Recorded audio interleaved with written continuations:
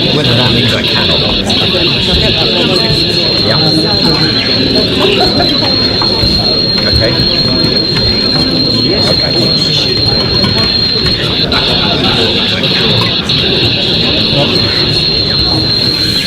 Right. Good evening, everyone. Can you hear me? Whether that means I can. Excellent. Jolly good. Welcome to Bethersden Village Hall. It's a very warm evening. Thank you very much for taking the time to be here for the Wildlife Trust Nature Hustings and giving us the opportunity to watch Georgia, Portugal, or Cheshire Turkey. So that's very noble of you. Thank you very much for good evening, everyone. Can you hear me? We have got jolly 5 candidates at Bethersden Village Hall. It's a very warm evening. Thank you very much for taking your time to be here for the Wildlife Trust Nature Hustings. You've given us the opportunity to watch Georgia, Portugal, or Cheshire Turkey. So that's very noble of you. Thank you very much for taking the time to be here. We have got there are 5 candidates who are actually standing in the consumption response. 3 of them are the questions on page from one, so it's that's the lady joining us either nothing to do with Daniel Kirsten or his voice before this is such an injury. So, a couple of little bits of basic housekeeping. There is a fire escape at the back. If there is a fire, then somebody will switch to some of the questions first. You need the toilets, they're just installed in nothing to do with this is being live streamed as well as video and a couple of little bits of basic live streamed housekeeping. There is a fire escape at the back. If there is a fire, then follow me through it. Channel will be out first. You need the toilets, they're just through the door. There is a lady and let them disable the toilets so you know those things are there. This is being live streamed. It's really important that you also know video and photographs politically. So it's being live streamed at the moment. You'll see that there are the leaflets on your Wildlife Trust Wild campaign channel. If you want to see photographs or take a look at the leaflets and video information, let us be Kent Wildlife website. You'll see that there are those going through. So you can see also know the whole point of this evening is so you'll see that there are candidates on your star, what their policies are on campaigns, so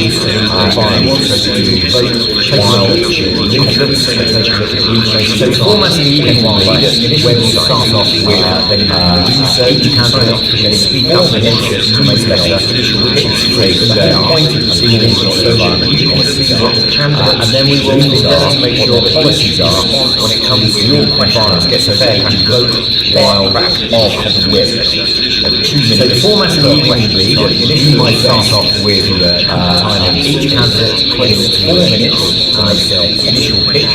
So just to get things going so that you can actually and then we will endeavour to make sure that Nikki Williams from your questions gets a fair and words and to actually introduce 2 minutes per question. So I'm going to do my best to keep the timings as close to equal as possible. So just to get things going so that we can actually frame things a little bit more, if I could ask Nikki Williams from Kent Wildlife Trust to please say a few words and to actually introduce what we're here for. Just to get things going so that we can actually frame things a little bit more, if I could ask Nikki Williams from Kent Wildlife Trust to please say a few words and to actually introduce what we're here for. Just to get things going so that we can actually frame things a little bit more, if I could ask Nikki Williams from Kent Wildlife Trust to please say a few words and to actually just to get things going.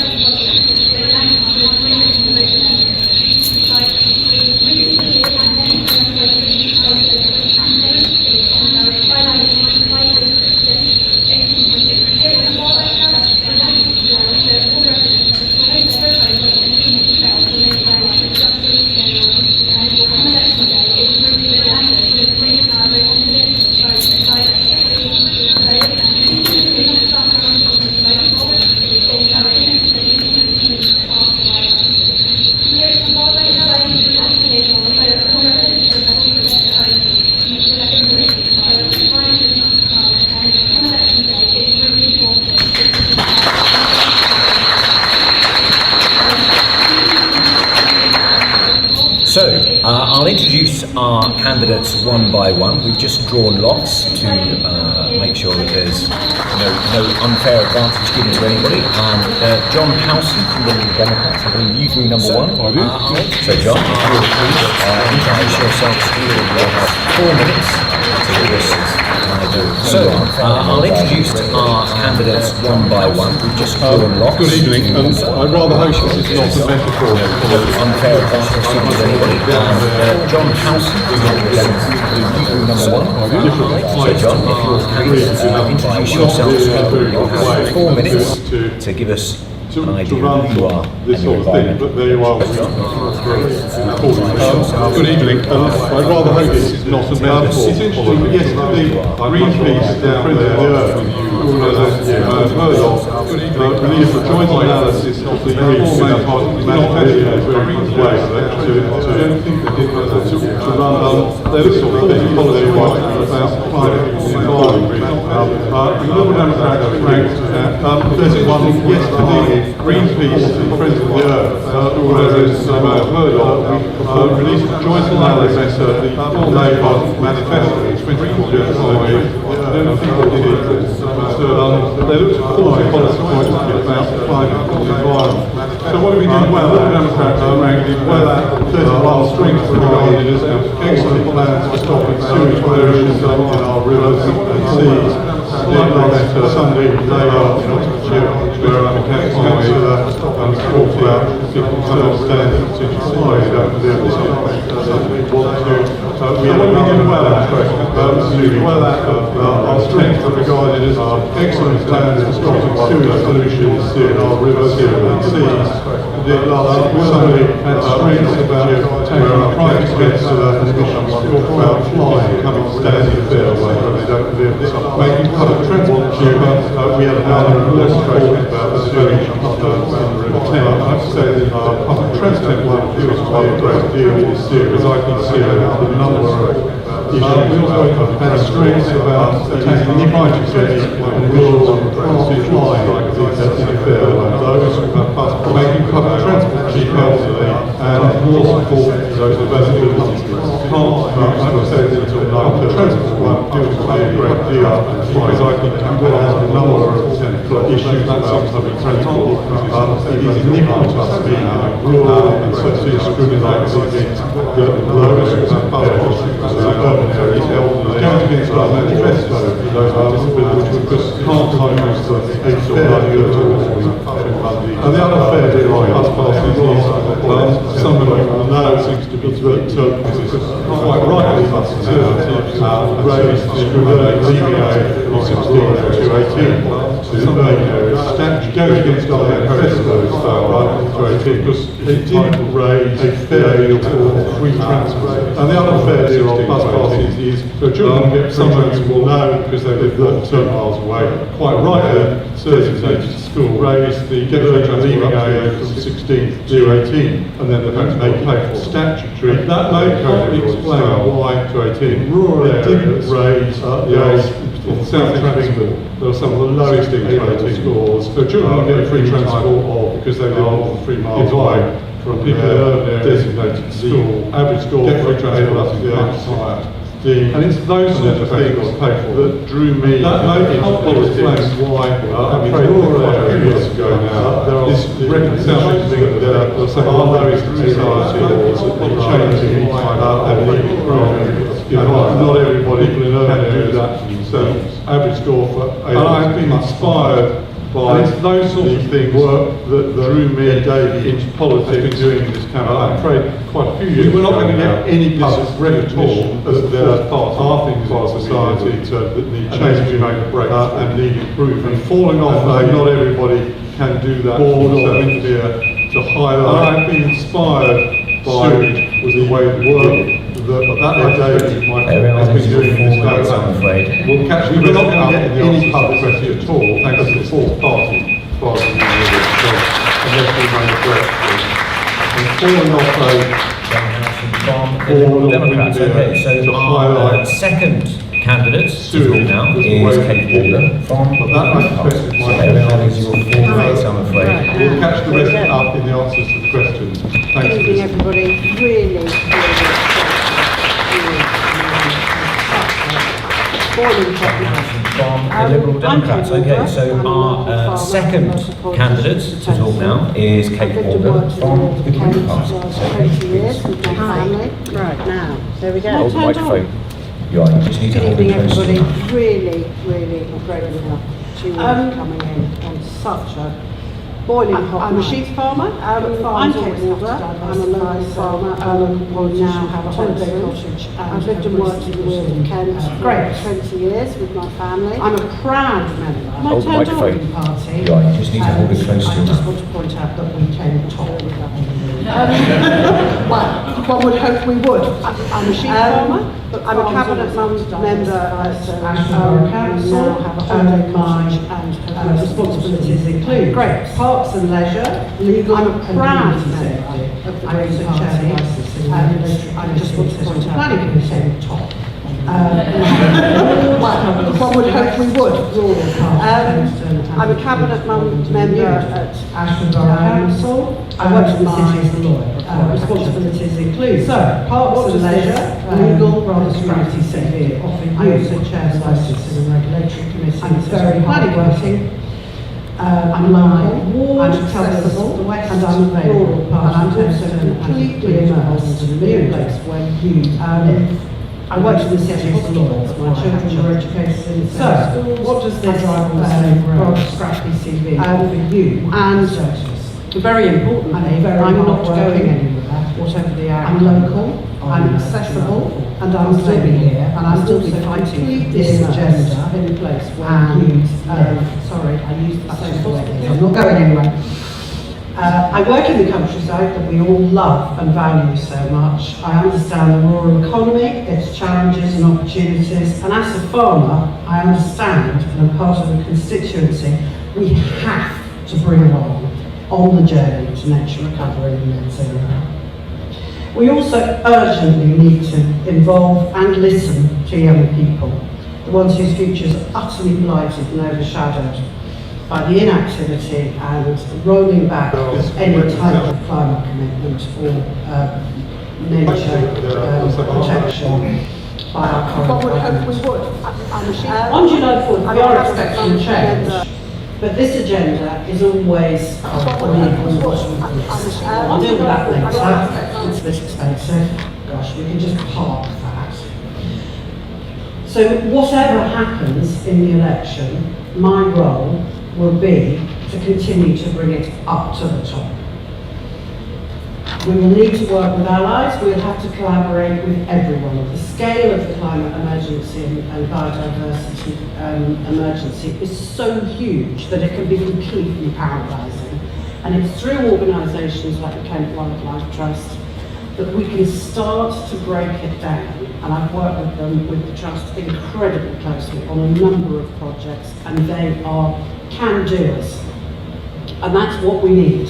We don't need nihilism, we don't need despair. There are going to be moments of that, and this is a very emotional subject for me, and I'm sure for lots of you. There are moments when something happens, this is a very unbearable. So we need to support each other through that. Something happens. Westminster doesn't scare me, nor am I mesmerised by it. I was christened there and I got married there. The real work of any MP is in the constituency. And I wish I could read my own handwriting. Some of these notes, I'm not going to do this again. Anyway, so there's my new pad.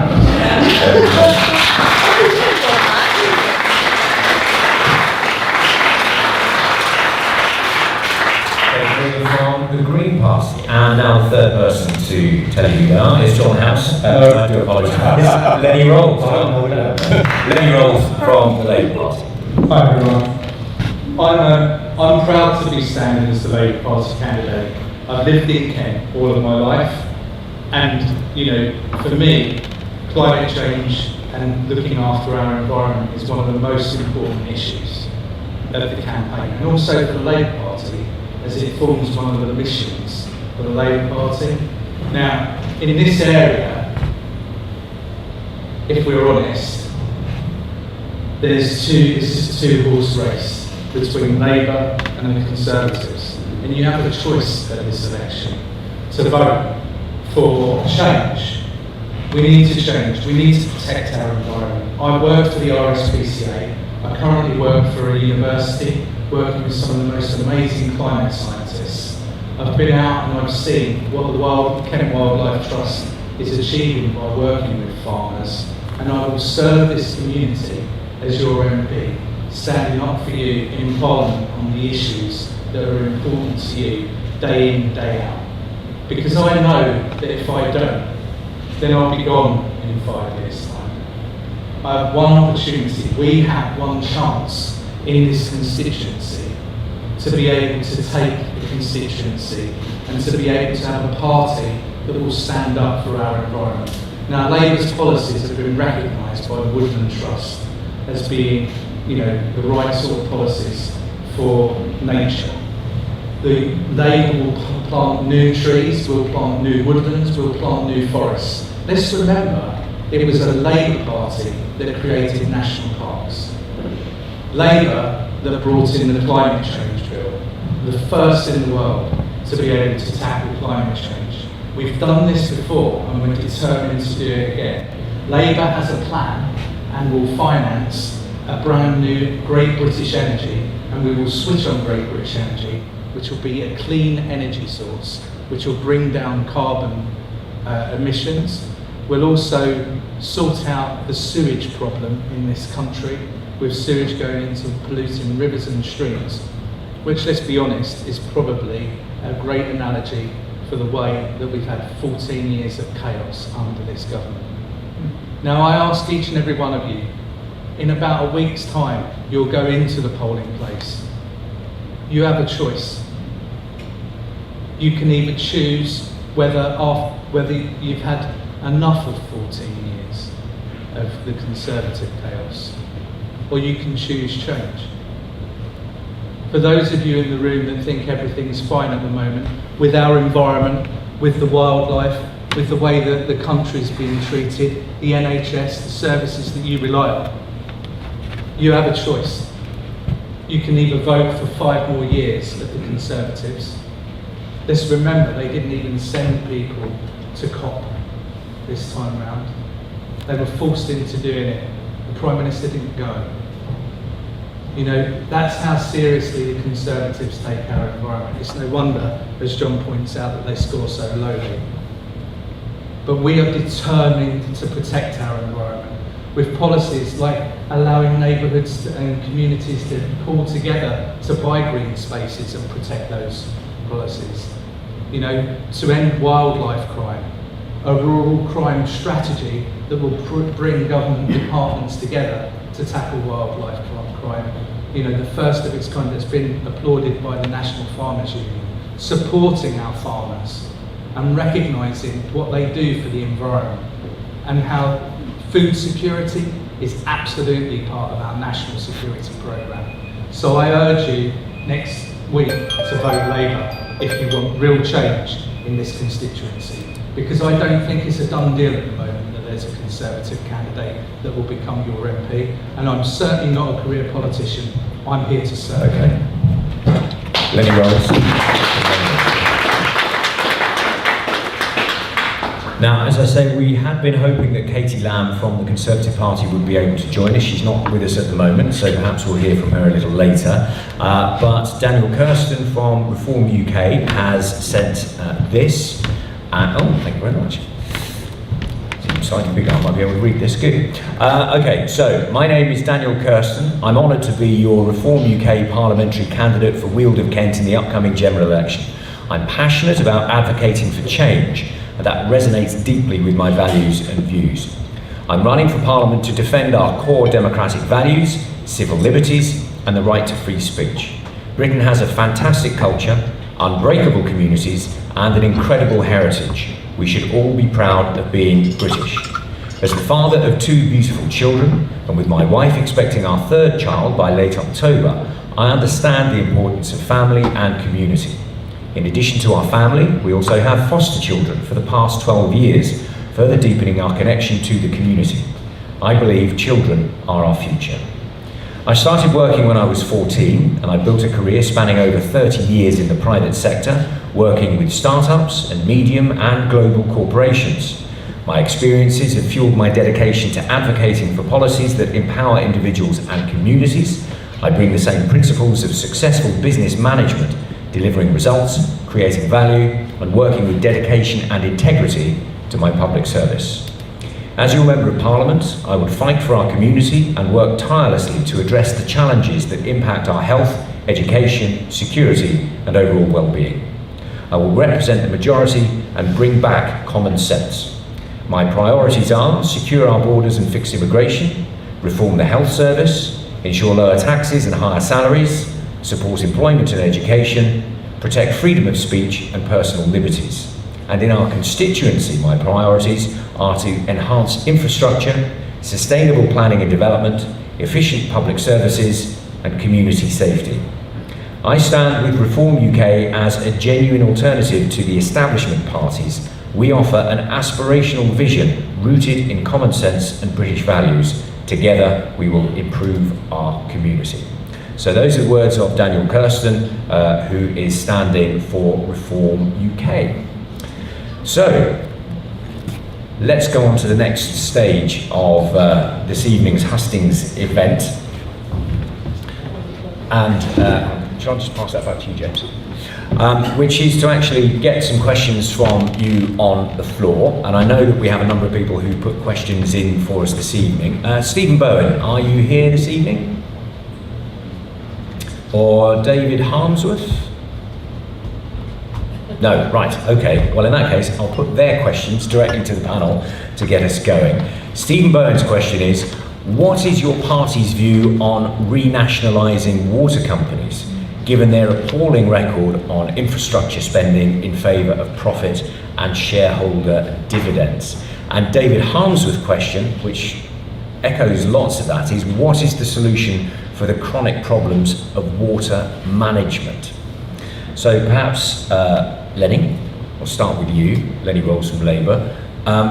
Renationalising water companies, where do you stand on that? So Labour would put failing water companies under special measures, will increase regulation. At the moment, there's been deregulation of water companies. They've been allowed to get away for polluting and putting sewerage into our rivers and coastal waters for far too long. Labour would make it a criminal offence, so they can actually go to jail, the senior executives, for polluting the rivers. We'd make them pay to clean up the rivers and the streams that they're polluting, and we'd also put a ban. We'd also restrict the bonuses of senior executives so that they can no longer collect the bonuses. We'd do that through regulation. The Tories have completely abdicated their role and responsibility in this one, and we're prepared to come in straight away and be able to deal with the issue to get our rivers and streams back on track. And that's what we would do as the Labour Party, in order to introduce tougher regulations, remove the bonuses from the chief executives and the executives involved in the pollution of our rivers and streams, and give Ofwat some real teeth to be able to deal with the issues.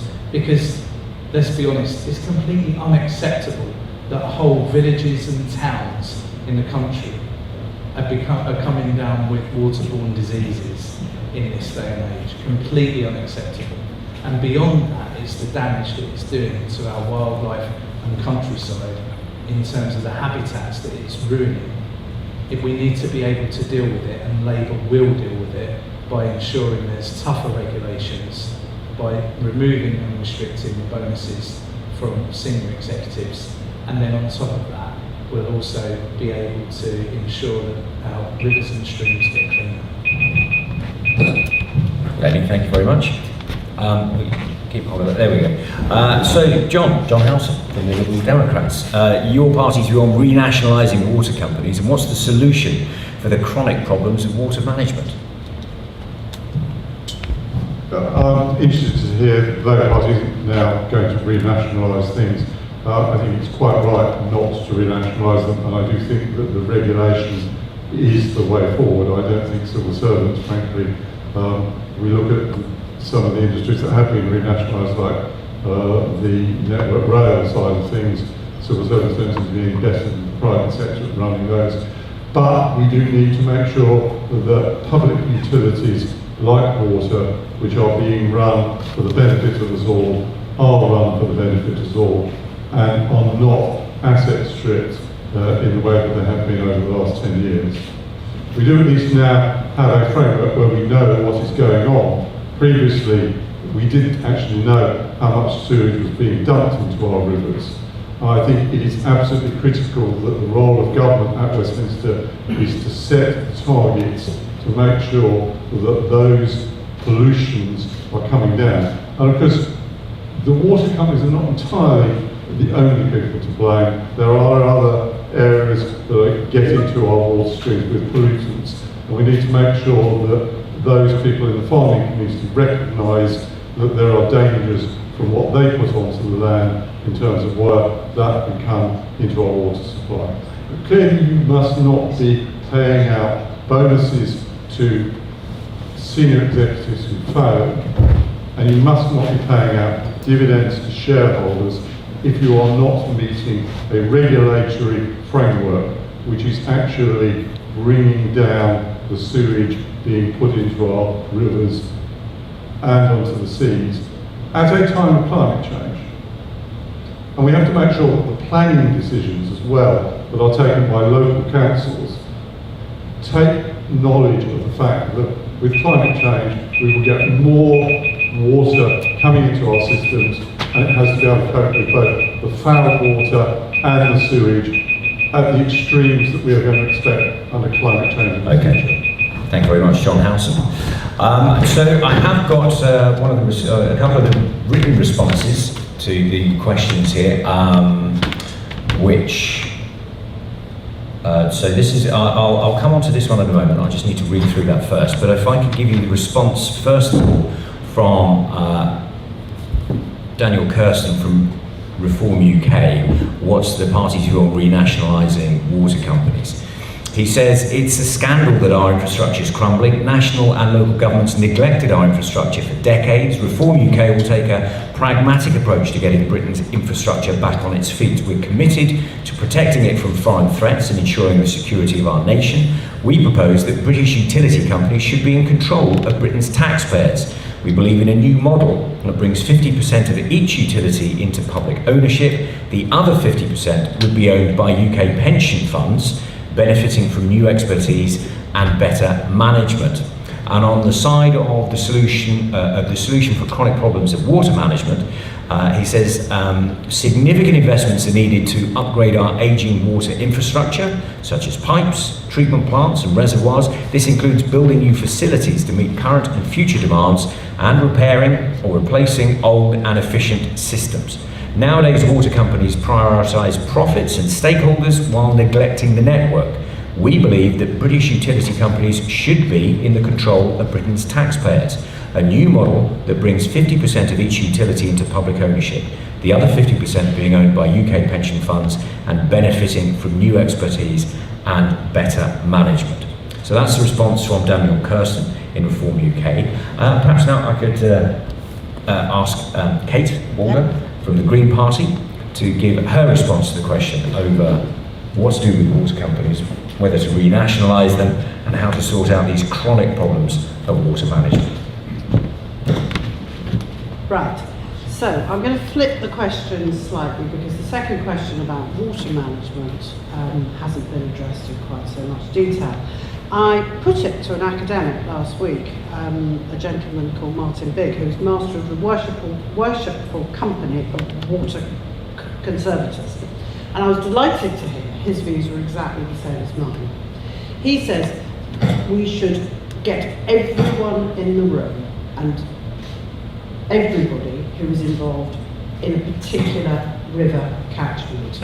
Rivers don't stop neatly on administrative man-made boundaries, but water management does.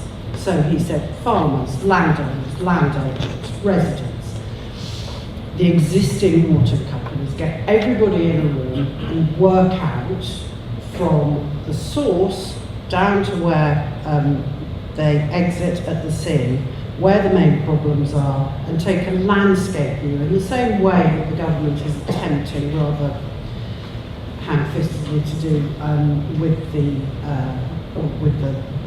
landscape, but make this coherent. He also said, which was really interesting, because I really like beavers and I would really, really like to get hold of some, and just watch this space, that nature-based solutions absolutely work. We've been forcing water down man-made channels, containing it, pushing it into channels for generations. Rivers need to meander. So he said, stop building on floodplains. Water needs to be able to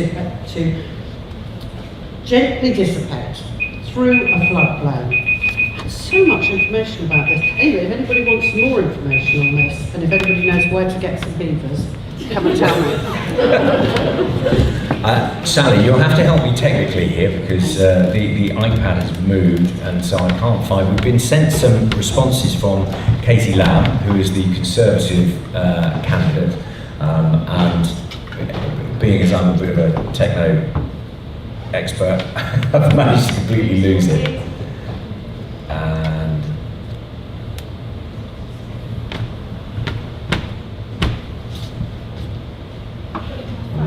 right, okay. Oh, hang on. Okay, so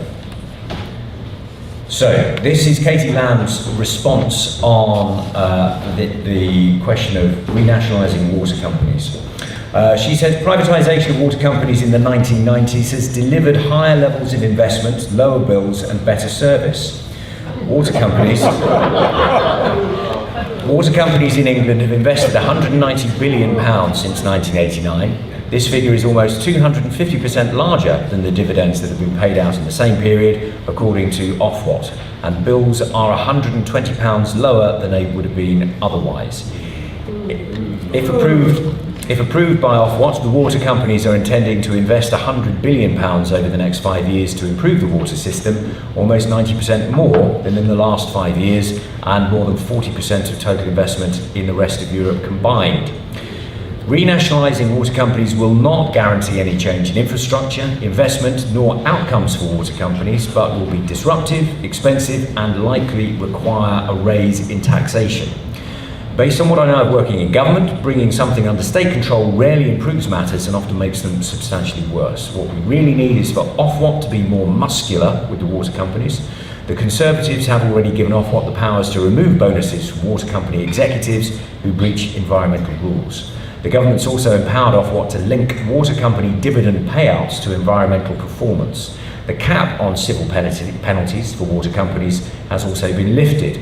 Ofwat, and where relevant, the Environment Agency now need to step up to the plate and use the powers that they've been given. If I'm elected on the 4th of July, that is what I would push them to do. Too little, too late. So, there we go. Obviously it's not ideal not having all the candidates on the stage, and I feel slightly awkward being put in the position of being their mouthpiece, as it were, but I'd like to get some questions from the floor. What's your responses to what you've heard? Put your hands up if you want to say something. A gentleman at the back there. Yeah, I used to work in renewable energy banking, and I worked right next to a team that was funding Thames Water, and that was over 10 years ago. And the agenda for Thames Water was to lay as much debt as possible 10 years ago. I don't know whether the managers there are exactly the same as the ones who've been responsible for all the mess up since, but basically the Conservatives have presided over a situation where these companies have geared up to the hilt, and it's not surprising that they then have problems, go bust, call on the politics of hell, whatever. Now, obviously, the Conservative candidate isn't here to answer, but one of the things, and I think it's probably worth sort of putting the question to all three of you now, there is a big issue over managing the debt of the water companies. I believe that Thames Water has got something like £16 billion of debt on its books. That's a big problem for the taxpayer if you renationalise and you take that amount of debt on. So, from the Green Party's perspective, What's the idea? How do you deal with the debt that's been loaded onto the water companies if you actually take them under public ownership and control? I think none of us realised the extent of the debt before Thames Water started to implode. And the total debt, I think, that the water companies have taken on, I mean, casino management, just extraordinary. They've paid out 72 billion in dividends since privatisation, and they've taken on just billions in debt. So, I mean, all right, the horse has bolted, they've been allowed to do it. We would bring the water companies, along with all utility companies, into public ownership, and we've not concealed this intention. We will be raising significant amounts of money to fund our entire programme by a wealth tax, and some very targeted but effective tax changes on CGT and on council tax, which will raise the sums that are needed. But that this has happened, I think, it's just staggering, and I think we're only just starting to see the tip of the iceberg. Okay, John Howson. Yeah, I think you've got two solutions. You've either got the Alistair Darling solution, which some of you may remember when the banks were going bust during the crisis in 2008, or you've got the classic capitalist solution, which is basically you let the water companies go bust and the state buys the assets from the administrators at a knockdown price. I'm a trustee of the local government pension scheme, and there is no way that I want to see public pension money being put into the present companies in the water industry to actually beef them up. If they've made a muck up of it and they've got too much debt, then I'm afraid that they go bust and we take them over after they've gone bust, and we don't therefore pay anything like the same sort of price. But you know, governments are at fault. This is a public asset. We have, you know, in many parts of urban England, a Victorian sewage system, onto which in parts of southeast England we have built 1 million houses on floodplains in areas where they're discharging into the existing sewage system, and nobody seems to have thought about the implications of that going forward, particularly in a period of climate change, particularly where you have foul sewage and rainwater runoff going through the same pipes. Okay, Lenny Rolls. Thank you. I think it is fair to say that after 14 years of the Tories, nothing's working better. Our schools, our roads, the NHS, and our broken water system, none of it is better. And so Labour have identified this, that you set out, Rob, as an issue, and we think that spending hundreds of billions of pounds untangling the Tory sewage crisis is not a good use or efficient use of taxpayers' money. Let's not forget, back to your original question, a lot of the debt is owed to the parent companies that have recapitalised these businesses. And there's some out there that have actually, that are trying to do the right thing. A very few number of water companies, as we've seen, are trying to do the right thing.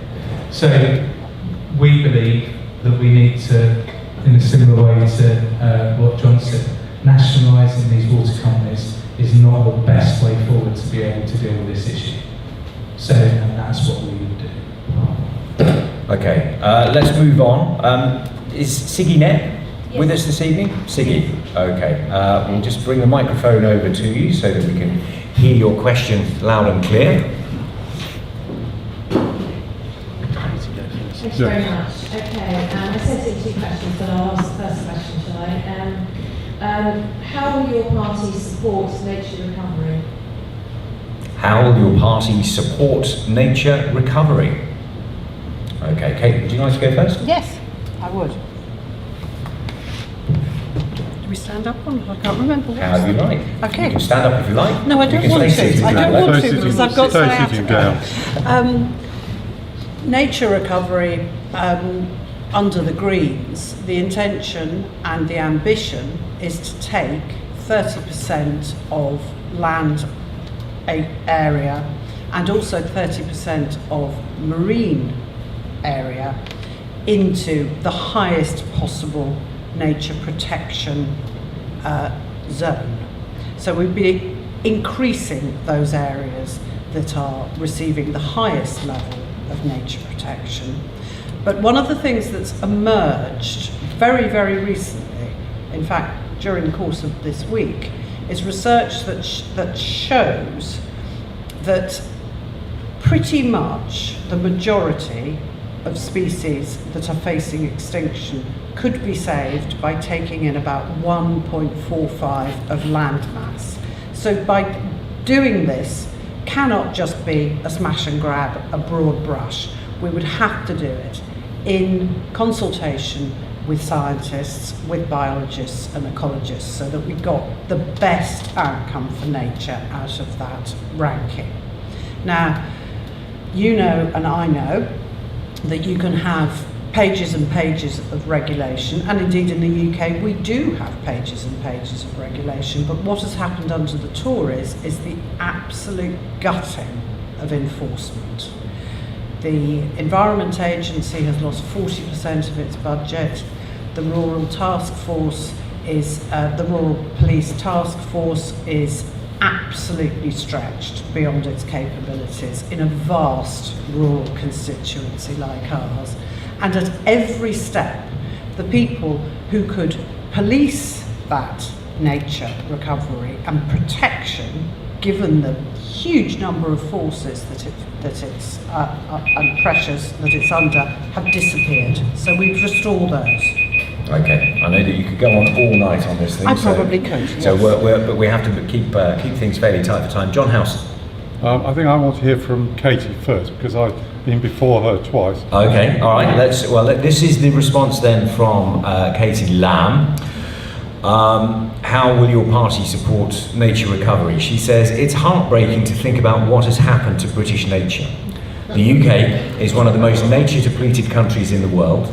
Populations of our key species have declined by almost 20% since 1970. With 1 in 6 species threatened with extinction, we've lost 97% of our wildflower meadows since the 1930s, up to 70% of our ancient woodlands, and 85% of our salt marshes destroyed or degraded, along with 87% of peatlands, a key habitat for tackling climate change. The UK is the first country in the world to set a legal duty to halt the decline of nature by 2030. The Conservatives also introduced targets to increase species abundance by at least 10% by 2042 and to protect 30% of nature on land and sea by 2030. Following the passage of the Environment Act by the Conservative government, local authorities are now tasked with producing local nature recovery strategies, and these strategies will identify zones that are suitable for nature recovery in villages, towns and cities across England, restoring our natural inheritance and ensuring that people have access to vibrant and abundant biodiversity near to their homes. Councils should be resourced to deliver the ambitions of these strategies. I've met several people from Making Space for Nature in Kent in Medway. I do anything I can to support them as they develop the country's local nature recovery strategy. I'd be especially keen to make sure that the voices of our fantastic local organisations are heard, like the Tented and Marden Wildlife Trusts and farming clusters. The government's also introduced Biodiversity Net Gain, created a £650 million fund to deliver tree planting and peatland restoration, and reduce the risk of illegal deforestation through the Environment Act, which ensures that supermarket essentials are not produced on land linked to illegal deforestation. I think that probably covers more than the time. There we go. Very quickly, the Tented and Marden Wildlife Trust isn't a thing, doesn't exist. They're two separate organisations completely. Okay, that may have just been a not having a typo. It may have been a typo. Okay, so John Howson. Thank you. I'm fascinated to hear that Conservatives are going to give more money to local authorities. Yes. Hallelujah. Wouldn't that be wonderful? That's fantasy politics at its best, I'm afraid.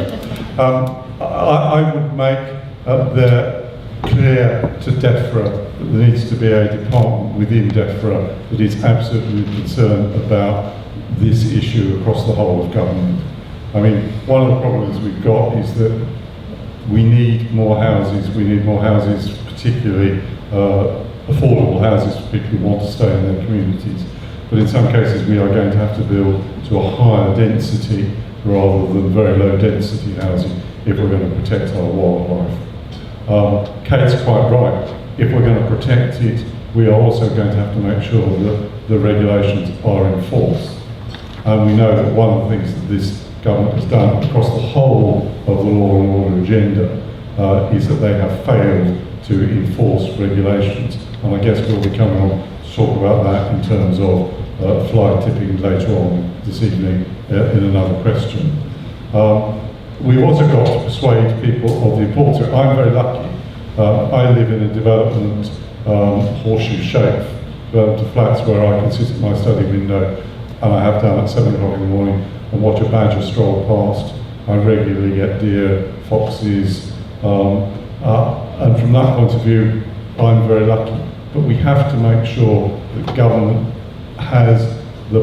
sets the targets, has the civil servants to actually ensure that we do produce the regulations. Remember, the Conservatives have done it in the past. Countryside and Wildlife Protection Act under Mrs Thatcher made quite serious inroads into some of the issues. And we have to recognise the point that climate change is also playing in this, and the way that some species are migrating as a result of that. Lenny Rolls. So, it was quite interesting what Katie had to say. The Conservatives have left one of the most nature depleted parts of the UK. They've let it go the way that it has. But I'll come back to the point that I made right at the top in my opening speech. Labour's policies to protect nature and to support nature are actually fairly similar in some ways to what Kate said, the Greens. So we're committed as well to ensuring natural habitats on 30% of land and sea. The additional thing is the Tories for a long while have avoided neonicotinoids, trying to that are affecting bee populations. I have the advantage of being able to have read and spoken with Dave Gorson, who many of you will know in the room, and recognise the impact on bees and our wildlife throughout the food chain that these neonicotinoids have. So Labour will create new national river walks, 9 throughout the country, plant new forests, support natural habitats through, I think it's referred to as rewilding, to encourage nature recovery, and that's a process that we'll do. We recognise that climate change is one of the biggest issues that we face. That's why it's one of the main missions in terms of dealing with these issues that Labour has, switching on clean energy, being able to deal with the problem there. And that's what the Labour Party will do. So we will absolutely protect nature. We're going to take steps straight away. I've been out, I've seen what Peter Hall's doing in the Martin cluster. Is that correct? And I think it's fascinating and amazing what he's doing there. I saw lapwings there that he said he's not seen on the farm in years. Okay. Labour will support these through the environmental management scheme initiatives. Lenny, thank you very much. And so I'll just read out the response from Daniel Kirsten as well. He says, Siggy, thank you for your question. Kent's known as the Garden of England for its natural beauty. I recognise that action is needed to preserve our heritage, culture and natural beauty for future generations. The main priorities are addressing uncontrolled immigration and curbing the overdevelopment of our towns and rural areas. We're talking about the Asian border. As a community, we must collaborate with both the private and public sectors to identify and restore ecosystems that need care. Siggy, perhaps I could just come back to you. You've heard the responses from our panel here. What do you make of what you've heard? Yeah, interesting. But why have we not heard any of this on any of the public debates, anything through the media? The environment has been absolutely silent a silent agenda from all parties actually on these public debates. It's all about humans. You know, nature doesn't have a voice, and we need to give nature a voice. And it's been really disappointing not to hear more about climate change and the environment, because that is what's going to matter to the upcoming generations. Would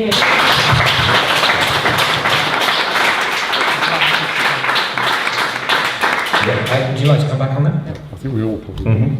So I absolutely agree with you. And I think it's because the questions aren't being asked. But it's not because we're not saying it as politicians. If you look in The Guardian from a few weeks ago, you'll see what Labour's saying on the nature of the environment. If you look in Farmers Weekly, what Labour is saying about nature and the environment, where, as I said at the top, our policies are being applauded by organisations like Woodland Trust. You know, we are absolutely committed to doing this, but I think it's also looking at what's happening in local plans. So the Bethersden local plan, that many of you are likely to have read, there's a great example within that around how we need to deal with biodiversity and consider it in the planning stages. And we need to consider how that will filter through into legislation. Now, as your MP, I would ensure that there's appropriate amendments in that new planning bill to ensure that biodiversity is absolutely considered and included. And I think some of the things that have been highlighted in the Bethersden local plan are absolutely spot on in terms of what we need to consider as we take planning going forward. Okay, John. Can I just come back on that? You obviously have read the Bethersden neighbourhood plan. I am chair of that, so thank you very much for reading it at least. Thank you. Yeah, I don't think you could say that we totally ignored this. I mean, I think we're going to talk about climate change in more detail and the wider implications of it probably later. But I mean, we have been highlighting the sewage crisis for quite a long while as one of the three top issues. You know, we're not allowed in the debate tonight that's going on in television. We were, I suspect, Ed would be raising it. That's why he fell off aboard into Lake Windermere to highlight that particular instance. So I do think that we take it seriously. You know, it's difficult for candidates to manage the whole of the manifesto all the time, but I think you can be pretty certain that we know that there's an issue and we're going to have to get to grips with it in opposition to harry the government, whoever they are. Okay, so I mean, obviously the Green Party does talk about the environment pretty high up the agenda. Perhaps it's one of those things, it's difficult for the Green Party to get the floor space that it would like to in general terms. Yes, but then people like me and Siggy are taking the floor space. We've worked together on the neighbourhood plan, which was groundbreaking because it is designed to protect green spaces. And we have also worked together in setting up Bethersden Wildlife, which is following in the footsteps of the Marden Farm Cluster, but is certainly not the same organisation. And my response to the audience is, at the end of this process, we'll put our papers away, we'll go, oh well, there was the election, we don't need to think about that for a while. I won't. If we are not on the agenda, then we have to seize it. And the Nature Recovery March last weekend was such an affirming example of doing that.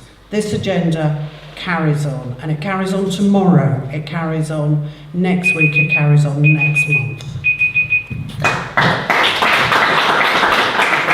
Just as a kind of a straw poll with you while you're in the audience here, how many of you are here because you're primarily interested in nature, and how many of you here are primarily because you just want to get a look at the candidates? So first of all, if you're primarily here because you're concerned about the natural world, just put your hands up.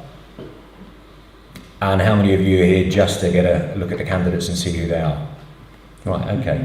So that's a fairly definite split in the room here for that. Okay, so Richard Ware, I know you have a question. It's quite a chunky question, so we're just getting the microphone to you that you wanted to put to the candidates, please. Richard Ware. Well, on the basis of what you've just heard, I'd like to just slightly rephrase it. So there's a lot of blame being placed on the Conservative Conservative store over the last 10 minutes, but the first COP climate summit took place in 1995, and since then we've had 13 years of Labour, 5 years of Liberal Democrats. What, 5 years coalition? It included using it as what's happening and with the Tories. Why should we expect anything to be done any differently over the next 5 years? We live in a world where fundamentally profit and economic growth drives our decision making, and that gets priority over our C's and our B's. So why should we sit here and believe anything is going to be done anything differently over the next 5 years? Perhaps Amy, we'll go to you first on that one. Yeah, I can understand your point, and I think it comes to a trust in politicians generally. That's the problem. Exactly. And I can understand the problem. And is it any wonder when you've got partying going on in number 10 while we're all observing the rules? Is it any wonder when you've got betting going on the election, and if we were to do the same, we're observing the rules, we'd be in trouble? It's like it's one rule for them and one rule for us. But I can tell you that Labour is committed to tackling the climate issues and climate crisis. Let's not forget, it was a Labour government that introduced the climate bill, the first in the world. It was a Labour government that set out to tackle these issues and will continue to tackle them. And I don't think it needs to be a zero-sum game, because Labour will invest in onshore wind, will invest in clean energy, will invest in clean green jobs, because that's what we need to do. And I think we need to really think tonight, because as a party that's about to form government, we can't just make wild promises, because we don't have the electoral system to be able to allow those promises to, we've got to be fully costed, they've got to be meaningful, they need to be able to actually be implemented. We can't promise the earth and cost everything, because it needs to be deliverable. And Labour's plans are absolutely deliverable. We will deliver for the environment, we will deliver for nature. We've already agreed on some points that are in the Green Party manifesto this evening, but we'll also create clean jobs, and we're determined to have clean energy in the UK by 2030. And that's a commitment. That's a manifesto commitment that we will stick to. And we'll be able to get that money. People don't want to invest in the UK at the moment, because whether you like it or not, the economy is in such a bad state and so unstable, they're not sure that they want to invest. We need to be able to change that. I'll just give the Conservative response to your original question. I think some of it is still relevant to what you're saying. So Katie Lamb has written, Britain is leading most of the world. In 2019, the Conservative government of the day made the UK the first major economy to enshrine net zero into law. Over the last 30 years, the UK has halved its emissions. Over the same time period, the economy grew by 80%, showing that economic growth and climate action can go hand in hand. Electricity generated from renewables is up from 7% when the Conservatives took over to over 50% now. The UK was the first country to set a legal duty to stop nature loss by 2030. Our impact's not just limited to the British Isles. The Blue Belt programme supports the UK overseas territories to protect and sustainably manage their marine environments, which are home to 90% of the UK's biodiversity and a huge range of unique and endangered species. The programme now covers an area of ocean larger than the size of India. Using post-Brexit freedoms, the UK has also banned environmentally damaging bottom trawling in 13 areas, introduced 3 highly protected marine areas designed to protect ecosystems and allow them to recover, and banned sand eel fishing to boost Britain's seabird numbers. What is true is that UK emissions are only a small part of the global story. If we can't get the rest of the world, above all China, to follow our example, our national activity alone cannot save the planet. Hosting the COP26 Global Climate Summit in 2021, the UK brokered international agreements to end deforestation by 2030, phase out the use of coal, decarbonise shipping, transition to electric vehicles, and help less economically developed countries reach net zero. We must keep going at home and push harder abroad. So that's Katie Lamb's general response to your question. I'll come back to you in a moment, see what you think about that. Kate Walder from the Green Party. I mean, you can understand why Greta Thunberg said no more blah, blah, blah. I mean, I don't even understand what it means. I mean, the piece that strikes me in that is the idea that we, as the UK, should be calling up China and saying, get a move on. I mean, China is making massive strides forward on this agenda. Obviously, it's an authoritarian system, so it can do that.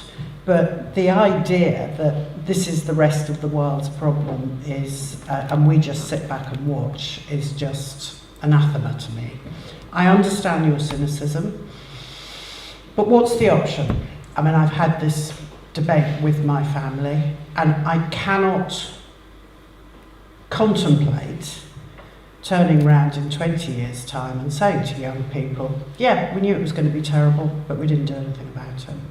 So it's a very simple answer. I understand your cynicism, and the thing that keeps us going in the Green Party is energy. We're a young party, and when things are feeling really bleak, we support each other. But it's not good. The state of the world is not good, and the state of nature and the response to climate change is not good. One can't get away from that. And we'll all have to come to individual decisions about how we cope with it. John Elson. Thanks. I think somebody said earlier on this evening, this is the most serious issue which faces government and the country at this moment in time. It's all very well talking about getting to net zero. Net zero does nothing about the emissions that there are already in the atmosphere.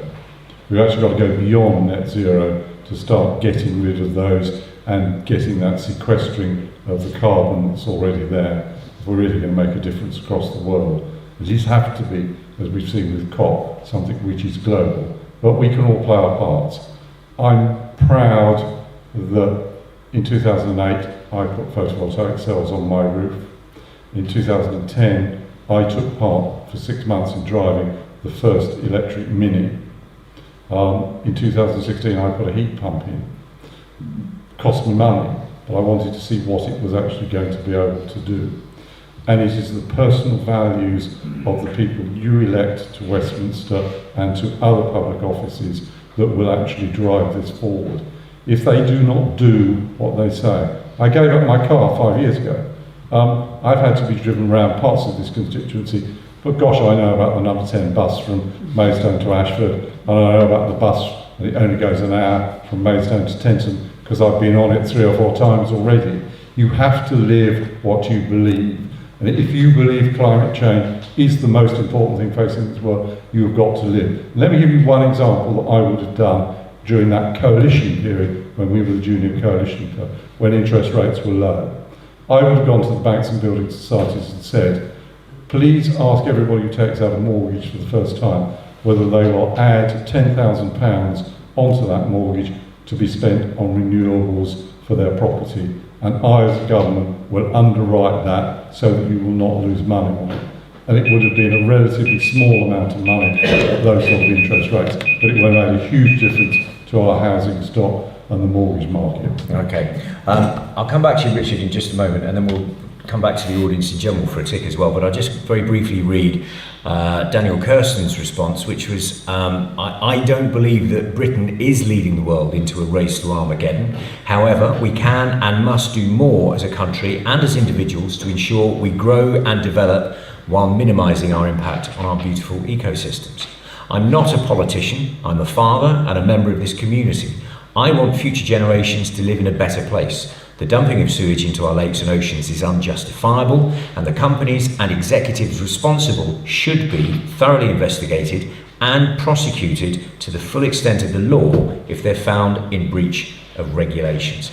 So Richard, your question was really one about trust and whether or not there is realistically a scope for change, whether there's stuff in the system that's going to allow for people to do things differently going forward. Have you heard anything in the questions here tonight to give you any hope for that? No. But I think that's not a reflection on the individuals that have spoken. That's more about the system that we existed within, and that was the premise of my original question as well, about the neoliberal model that we live in, which seems to propagate the need for growth and profits and corporate gain over everything that we might consider to be the most significant challenge for our society at the moment. Whatever we might think about that, the fact is we still continue to make decisions that prioritise corporate greed. Can I just come back? Yeah, and one of the things the government could have done is actually enforce the change in the building regulations to ensure that they were of much higher standard and would have meant that all the new houses that were being built were actually likely to be carbon neutral. They didn't do that. They presumably didn't do it because the developers didn't want them to do it, so they would make more profits. And you're quite right. You can either go to an authoritarian system like Putin's got in Russia, where it's all decided by the government, or you can have a system where the engine of the economy is profit. But that profit has to be regulated by a government that is working for all the people, not just for the people who are going to take dividends out of those companies. And isn't that the change of the original model? Government that works for the people rather than for companies, corporates? And Lenny and Kate, if I could get you both to respond as well. Yeah, I think to your point, actually, John, so there's a lot of agreement with Lib Dem and Green policies here, which is why I think you should vote Labour on 4th of July. Well, I think you should vote Lib Dem. Yeah, but you have no chance in this constituency, John, as you know, that's the issue.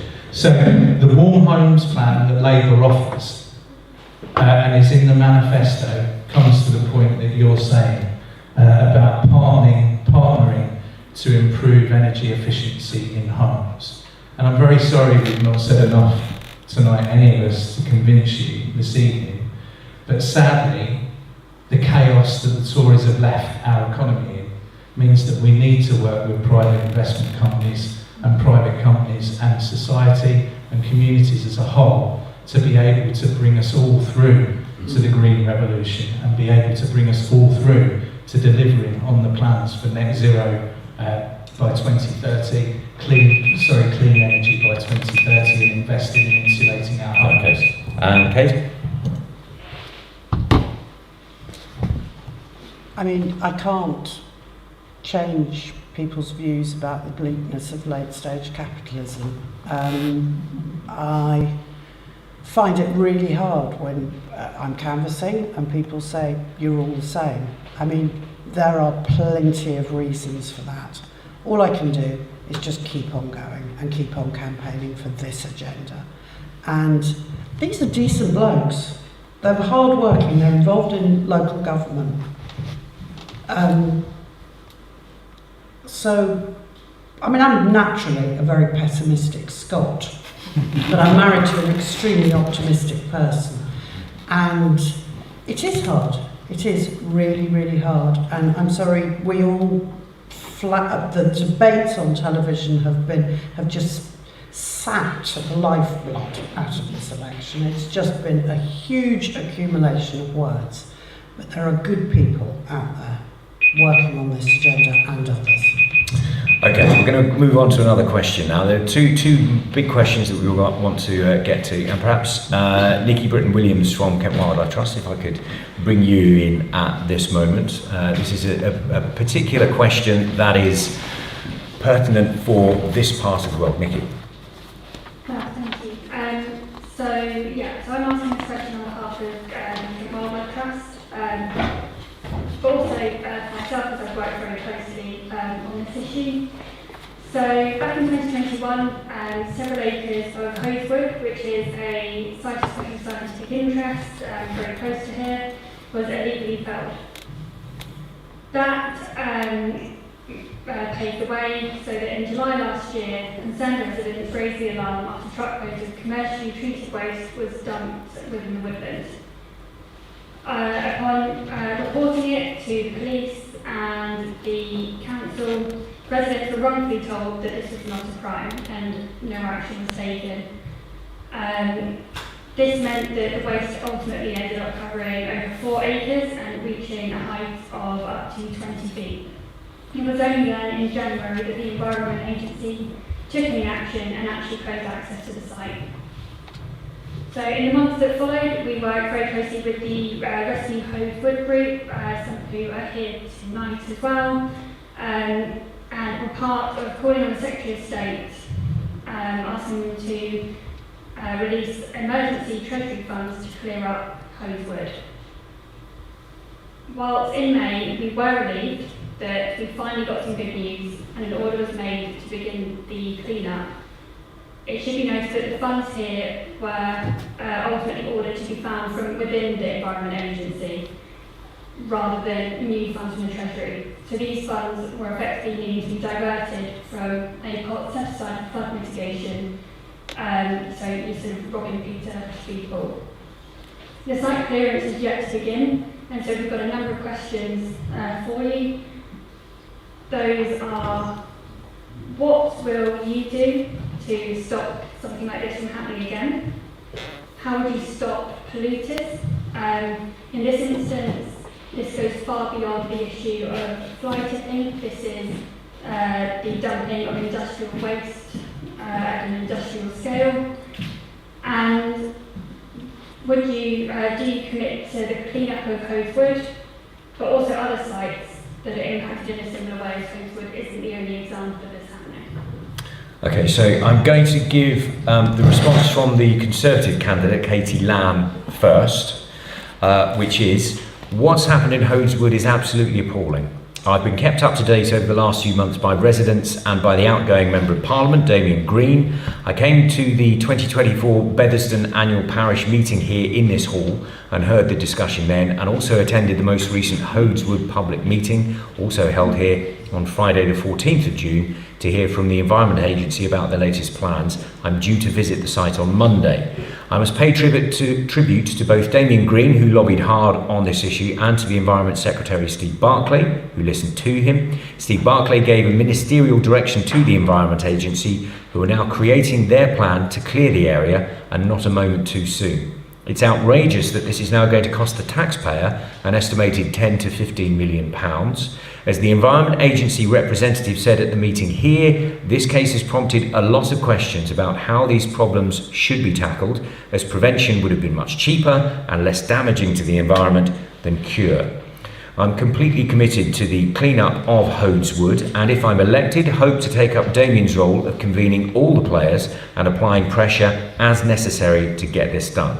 In parallel, we need a better system for dealing with these incidents, and particularly for tracking the ownership of this sort of land.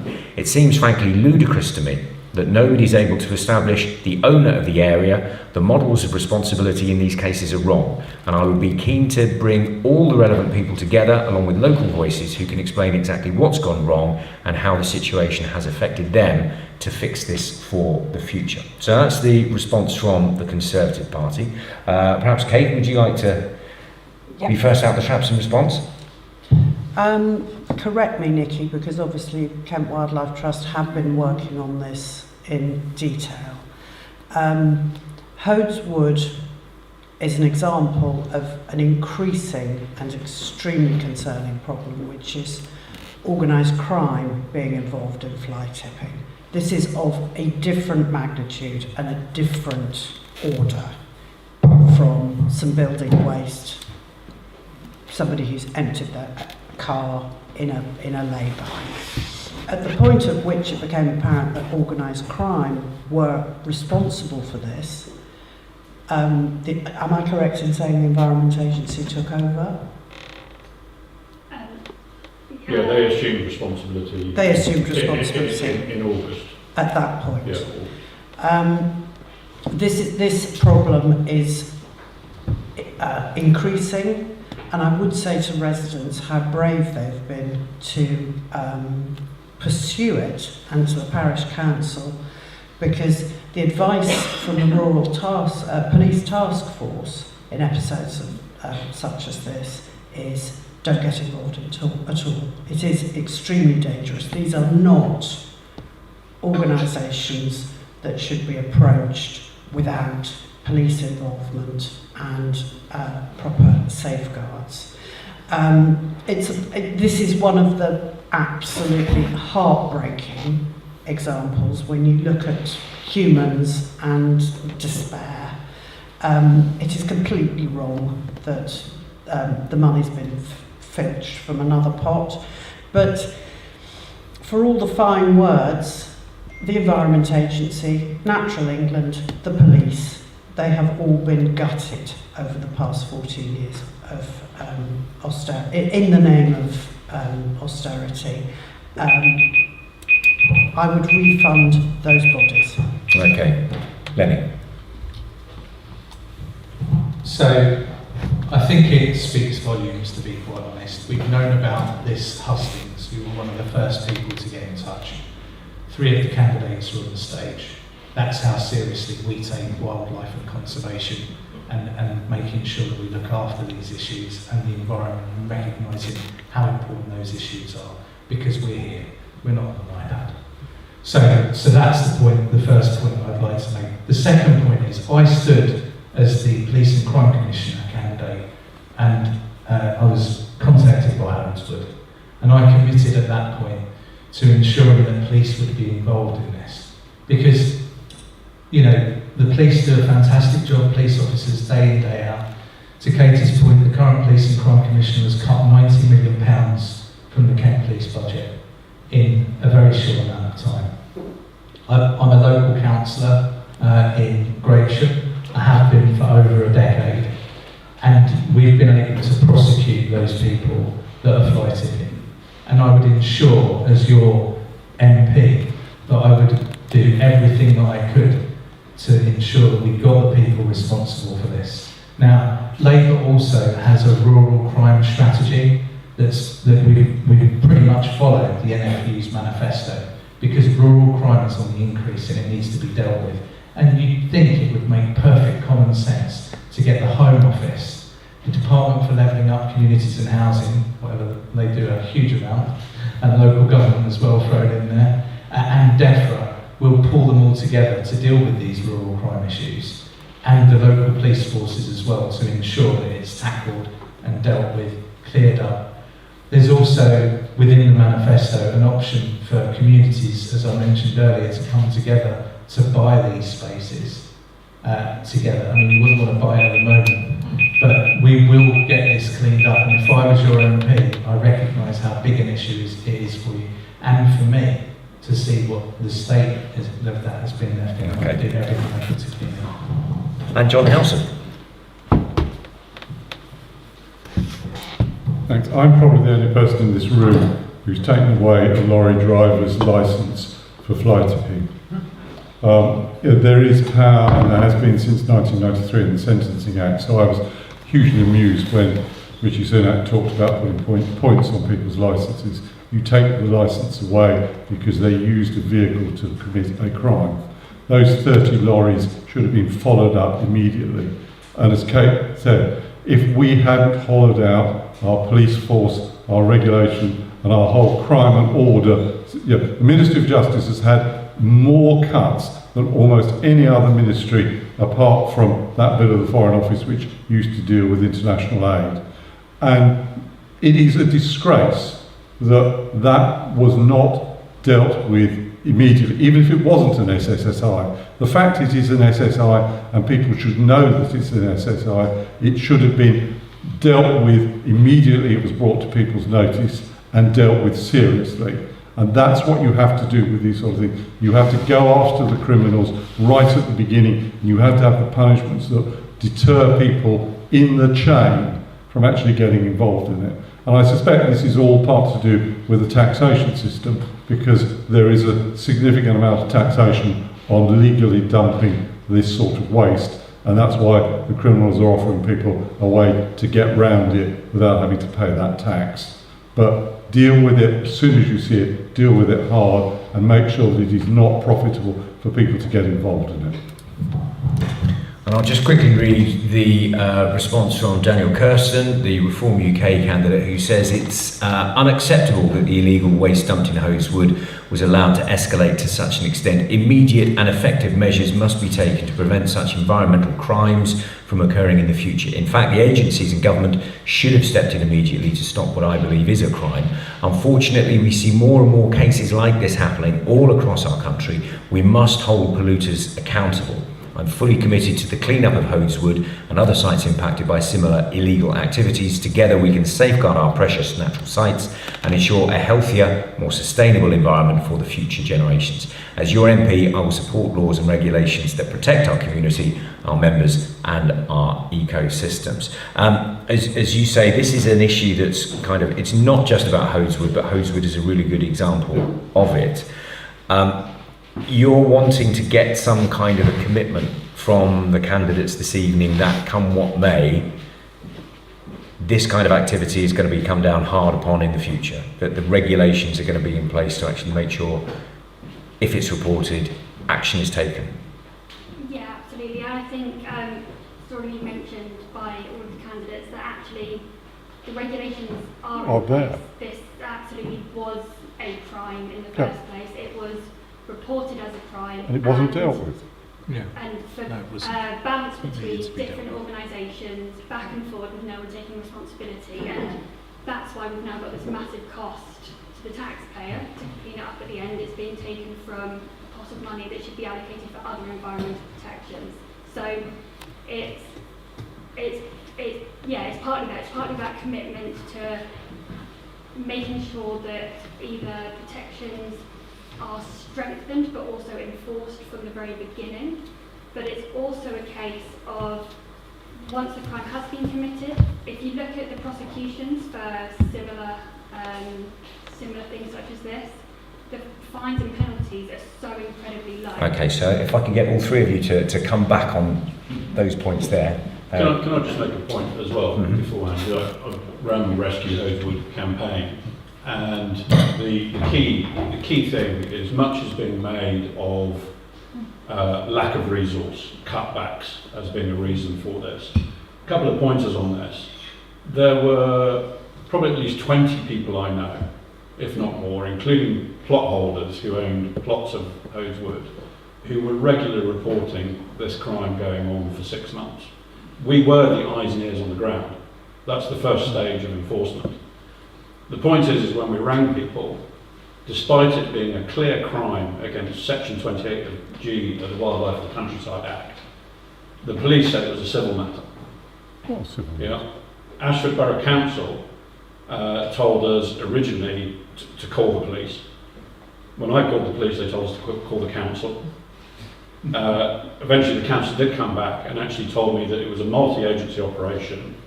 I said, who?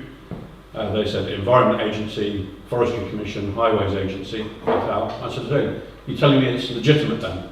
Yes. So originally we were told it was legitimate in July, and eventually it got stopped. The solution was deceptively simple. It was a court order that took 7 days to put in place, and some concrete blocks before and behind the gate, making it a criminal offence to enter the area. It already was a criminal offence to do what they were doing. And we sat there and thought, okay, interesting. Resourcing is possibly an issue. But then the aftermath came where we had to see the measurement of the site. And when you see 4 Environment Agency officers standing around watching 5 external contractors measure a site, you begin to wonder that something is wrong here. I think the biggest issue is, yes, there's probably a bit of resourcing, but actually there's an efficiency problem and there's an accountability problem. And there's a lack of awareness on law and regulation and what can and can't be done. And that's the biggest thing that needs fixing in my view. Okay, so I'll get all three of you to come back on. There were some very strong particular points there, which are essentially to say that the laws are already in place, they're not being enforced, and the people who should be enforcing them aren't resourced properly to actually do it. Well, they're pointing the finger at each other to get someone else to do it and not taking accountability. And then when they say they've got no resource, they're overstaffing simple operations. Okay. One officer could have done that. So if you're elected MP, what are you going to do about those specific issues? I would put the resourcing point higher up, and the Environment Agency, in my dealings with them, I've been ordered off sites when I've responded to residents' concerns.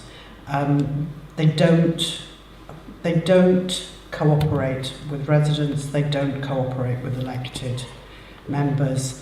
They have very tough powers for very good reasons, but they're not very unlikely to share their knowledge with anybody else. Now that's not a criticism, that's just the way it is.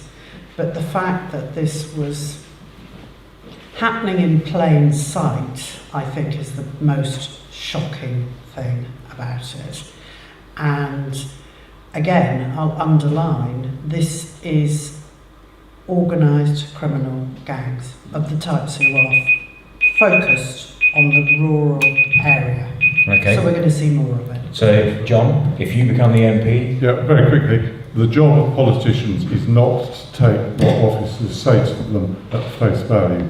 And I've already written to every clerk of every parish and town council in this constituency saying, if you elect me as your MP, you will have a direct line to my office at Westminster directly for you to bring these sort of issues to my attention, because it does sometimes require politicians to actually overrule officers and say, this is something you have got to do something about. And good politicians, and there are good politicians on this stage, will have done that as I have done it in my political career with officers where they didn't want to do it because it frankly looked a bit difficult.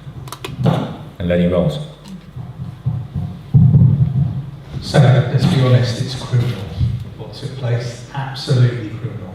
Should never have been allowed to happen, should never have been allowed to continue, and should have been dealt with. As your MP, I would be solutions focused.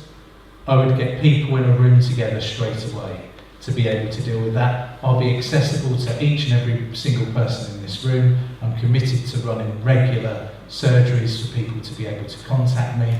My office will be contactable. Plus, if we're honest, hopefully I would be inside the tent of a Labour government being able to speak directly to them. But regardless of that, Labour are committed, to your point, everyone pointing fingers at one another. That's exactly why Labour's rural crime strategy is a way forward. Because we'd have the Home Office, DULUC, as they call them, DULUC, and DEFRA, and everyone together in a room to be able to deal with that issue and tackle the problem straight away and not let people get away with it. To ask a question, people feel to let them ask that and do it as a quick fire 60 seconds. Yeah, okay. So we're at 9:30. We could easily go on till 11:30 tonight, but we have got to draw things to a close. But there are two people in the audience that we want to get a couple of quick question responses from. So, Sally, can you point out who the people are? I need to raise their hand. Yeah, if you could raise it. So, the lady just over there. Rob, could it should have about a minute afterwards? Just yeah. That's up? Okay. So there's been a massive increase in the number of housing developments built just outside or near small villages in Kent in the last 15 years. Over 53,000 new homes have been built in Kent to date in the last decade alone. Not only putting pressure on small rural villages which lack the infrastructures and facilities to deal with large new influxes of residents and cars, but also leading to further loss of valuable green spaces and wild areas which are vital for both wildlife and health of people who live here. The UK is already officially designated as one of the most nature-polluted countries in the world. What action do candidates intend to take to put a stop to more housing developments being built in the area, especially on greenfield land or in areas without the infrastructures, such as GP surgeries, parking, etc., needed to support them? Okay, and we want to get quick responses to these, and I know it's a massive question. We could spend an hour talking this through easily. Lenny, perhaps I'll start with you. I know that Labour is committed to a big house building programme if it's elected. How are you going to build lots of houses and yet protect the environment at the same time? So we're committed to protecting green belt that's in areas of outstanding natural beauty like you defined. We've identified grey belts, so things like old petrol stations, disused sites that would be built on or would be available to be built on. But absolutely we need to put in the correct infrastructure. We need to understand there's an affordable housing crisis in this area. We need to be building the right sort of housing, and that involves working together with communities to be able to develop that. So absolutely consulting with communities, but we will protect green spaces. But we have to be building affordable housing in the right plots, because otherwise, where on earth do your children and grandchildren live? We've got to tackle this issue head on, but that doesn't mean, a blanket redevelopment of green spaces. We have to make sure we're working in partnership, and that involves adopting things like local plans. Okay, John? Yeah, as I said earlier on, we've got to build to a much higher density, and therefore we take up less land space. But Len is quite right, we have got to build affordable housing in those communities where people need to stay to live and work. And if we don't do that, then we will denude some of our smaller towns and villages of the people they need to do the jobs to actually make them work as settlements. And then they will not work as settlements, and they will decline because people won't want to be there. And the Green Party? Maidstone has now been landed with a local plan, which will be the blueprint for all development in the next 10, 20, 30 years, which is the full nightmare. Unsustainable, vast numbers, built on greenfield, built on floodplains. Ashford, the villages closest to Ashford, which are within the constituency, we are currently in the process of updating our local plan. And what I would say to residents, if they're concerned about this, is get involved in that process, because you do have a voice, and this is going to be a real flashpoint. If we can unlock house building, where's it going to be? And who's going to be able to live in it? So our proposal would be a return to social housing, but certainly not on the sort of scale that perhaps my colleagues are in support of. Okay. And then we've got one more question. The gentleman in the middle there.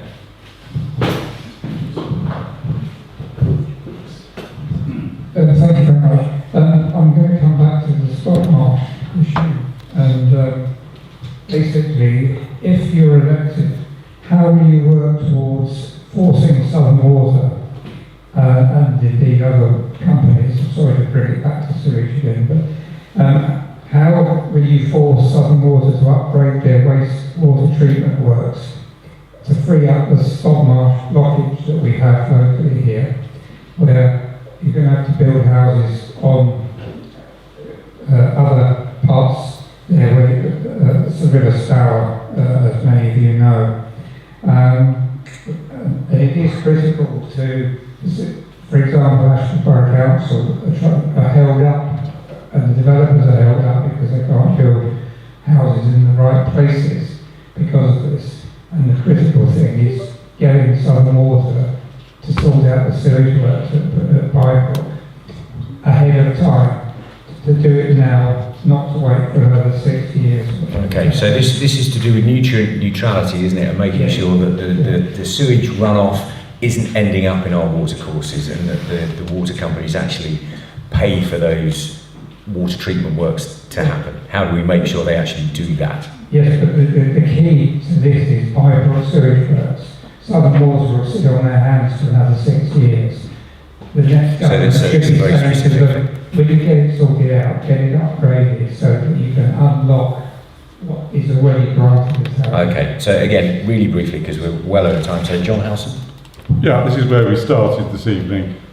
It's got to be regulation, and it's got to be the regulation recognises that if you have developments, there are consequences of those developments, and the suppliers of services have got to meet those consequences, and government has got to enforce it. Any roles? Labour will adopt a brownfield first approach and protect the green belt. And what would I do as your MP? I'd meet with Southern Water and I'd find out what the issues are in blocking up the problem and how we can address that in order to get things moving. And then I'd speak directly with the department. I know how to make things work for this constituency, and that's what I would do. So I'd meet with the water company, I'd meet with ministers, I'd see what needed to be done to tackle this issue. So we were building homes in the right places, and you know, using up those brownfield sites first. Okay, and Kate, how would you make sure that Southern Water actually sort themselves out? Southern Water have had a real free pass on this one, as we all know, and as well, David is also a borough councillor. What we're increasingly finding is both developers and utility companies, even though they are legally obliged to provide infrastructure and facilities for new housing, are simply saying, we're not going to pay for it. That's exactly what's happened on the widening of the A28.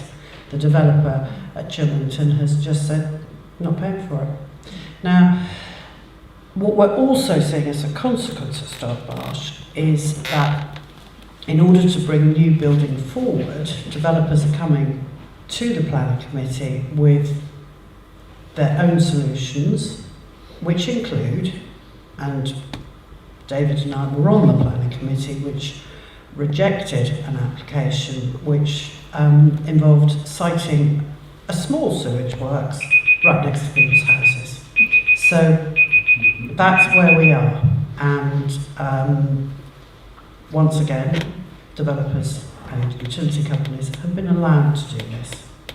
Okay, we're going to have to draw things to a close. So what I'm going to now do is ask each of our three candidates to kind of sum up their pitch to you. So a 1 minute final pitch, just to say why you should vote for them. I think that's what it comes down to. This is a general election campaign after all. So perhaps we'll go in reverse order of the way that we went when we first introduced things. So I think that means, Lenny Rolls, you go first this time. People think this election is a done deal. They say to me, firstly, they see me as an endangered species. I don't think they've seen a Labour person knocking on their door for some time. But the most important thing is that people say, oh, it's fine, you're not going to get in anyway. The only way you get change is by voting for it. The polls are deceptive.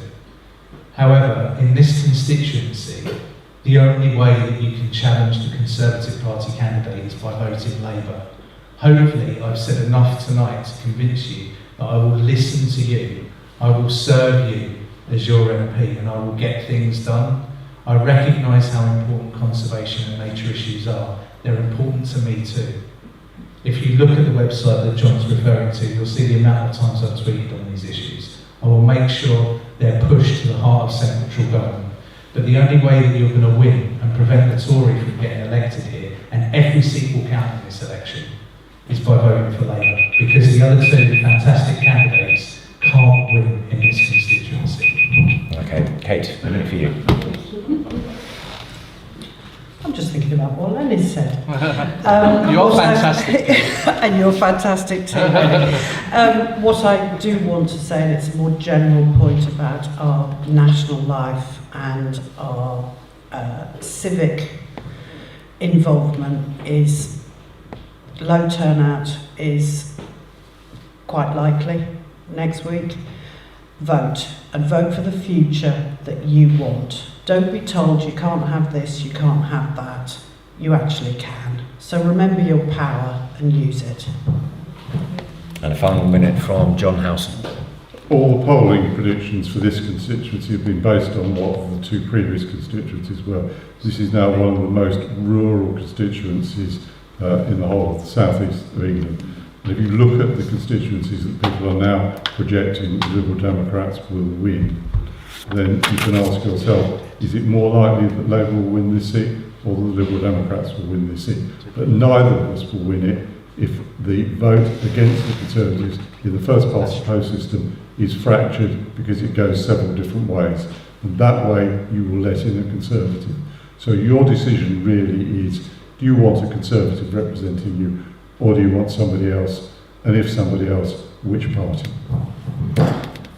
And if Casey Lamb or Daniel Kirsten from the Conservative or the Reform UK were here, they would get a minute to pick their pitch to as well, but they're not, and so we can't do that, unfortunately. Ladies and gentlemen, thank you all for being here this evening. We have got to draw it to a close. We've run over a bit more than we wanted to. I hope you've heard enough to give you a flavour of what the different parties and what the different candidates have got to offer. Thank you very much to the Kent Wildlife Trust for organising this evening and making it possible to actually hold this hustings, and thank you all very much for being here and taking part. Thank you.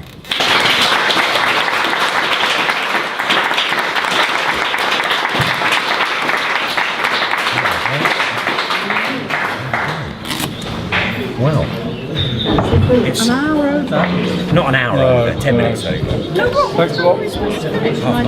Yeah. Okay.